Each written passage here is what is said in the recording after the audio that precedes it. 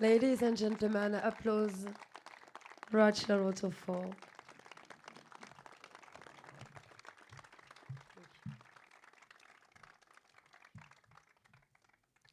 Thank you so much. What an honor to be here with you today. Thank you so much for all the wonderful work that you do.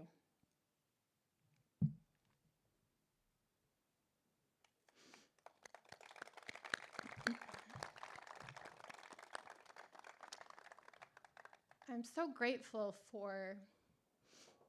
I first have to thank my husband Scott, and my 6 beautiful children. They have been a light and just my greatest joy. Children are our future. They change everything. They walk into a room and they light up the room. And you have the opportunity today to give back in such a meaningful way. I remember very distinctly the moment that I woke up in the hospital. And as I woke up in the hospital, I looked at my life and I thought, how in the world did I get to this place, to get to a spot where I would try to take my own life? You see, I was a great student.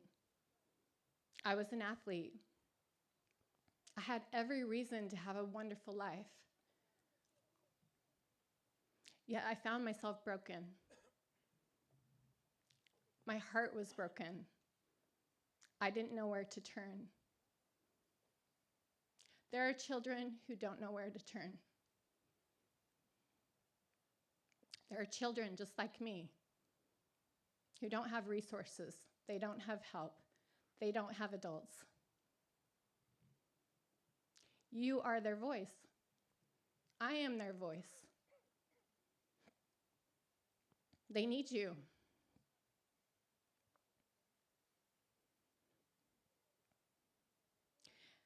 And when we choose to give, when we choose to see another human being, to know them, to recognize their potential, to believe in them, then they can be the one.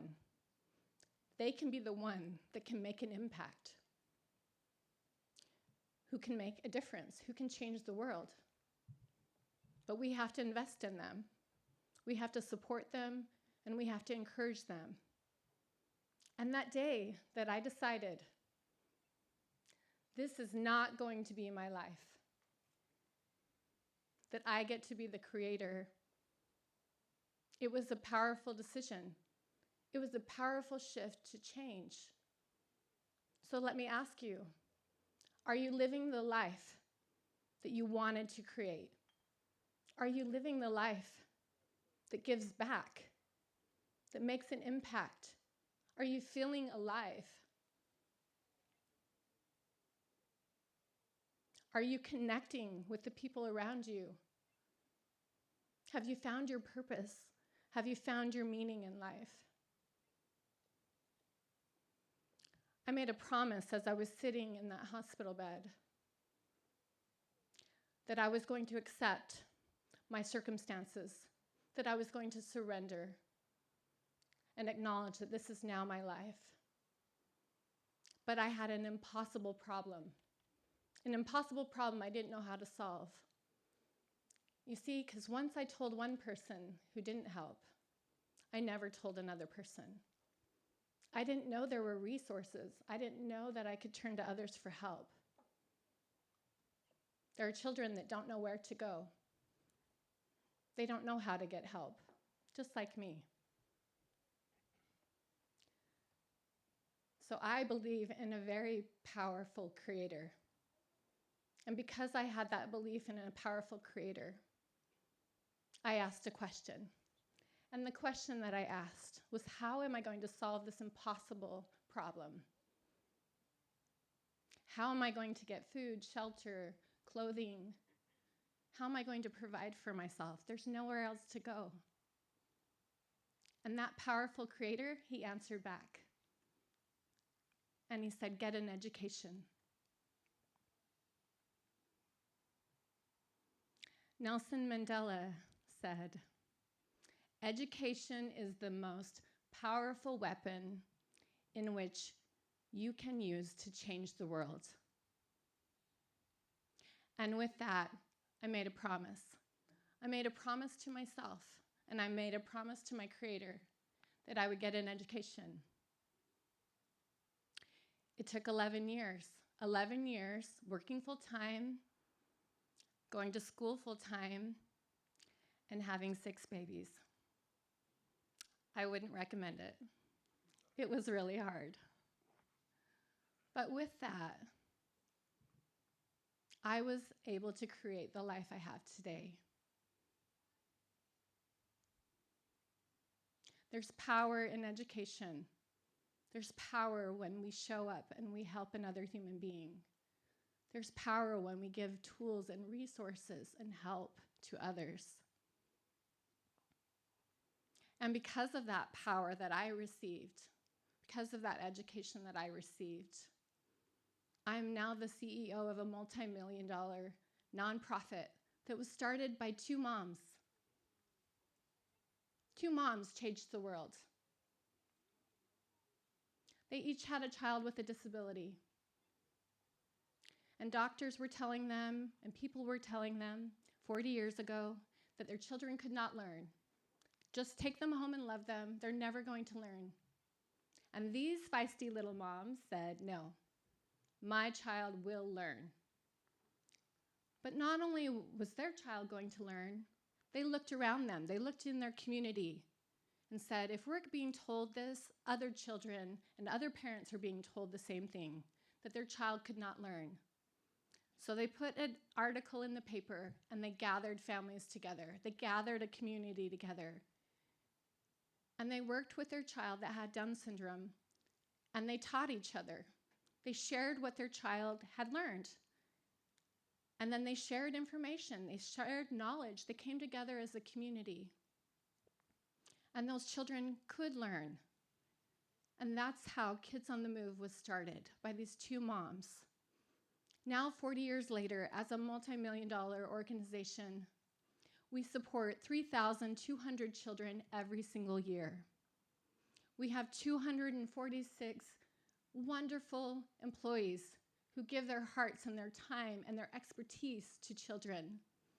We have 3,500 volunteers who volunteer every single year, who give back to our community and help children with disabilities. And with that, we are building the Hope in Motion campus. It'll be located in Utah, in the USA. It will be on 25 acres. It will be a first of its kind in the world. And we are not stopping there, because we are going to change perspectives across the globe of what children with disabilities and delays and vulnerable children are capable of doing in the world. And we have been traveling to other countries and working with governments, with business partners, with foundations and organizations to invest and give resources to children with disabilities and delays. Because we believe in a world of inclusion, a world of humanity, where everyone deserves the right and the opportunity to learn and grow and reach their fullest potential. I was one person. And I was so blessed to have my Creator look for me, the one. And you have the opportunity today to help the one.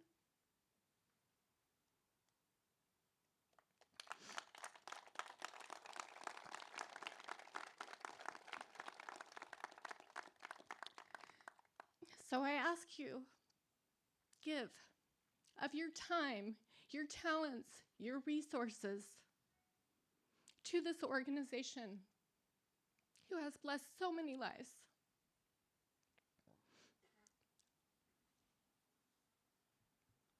We can't do everything, but we can do something.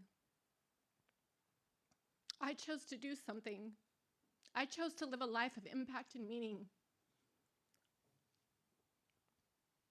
Are you living a life of impact and meaning? Being here tonight is one of those steps. But we can all do more. We can all give more. It is our sacred responsibility as brothers and sisters to care for the poor, the needy, children who need us. They are worth it. They are beautiful. They are our future. And that one child can change the world. And they are worth our time, our energy, and our investment. And our belief that it's possible. In closing, I've brought a copy of my book, Chasing the Impossible. It's a powerful story that gives a voice to parents and families of what it means to have a child with a disability and a delay, what it means to love them and care for them and the light that they bring in their life, but also the challenges and struggles. And I know the great work that the Nelson Mandela Children's Fund is doing with their hospital for children is a wonderful, amazing resource in their community. And those services are needed. Those children need your help, and these families need your help. And I'd ask you today to please give. Please give and make a sacrifice. A sacrifice means that we give more than we think that we can give. We don't give what's comfortable. We give more than what we think we can give. Because we have been abundantly blessed to be in this beautiful place. And money is a resource, it's a tool, and we can use it in a powerful way to give back. And I encourage you to get involved. Go beyond tonight. Bring your friends, bring your family members, bring those that you care about, your business associates, and ask them to participate and get involved, and let's rally around the Nelson Mandela Children's Fund. Thank you.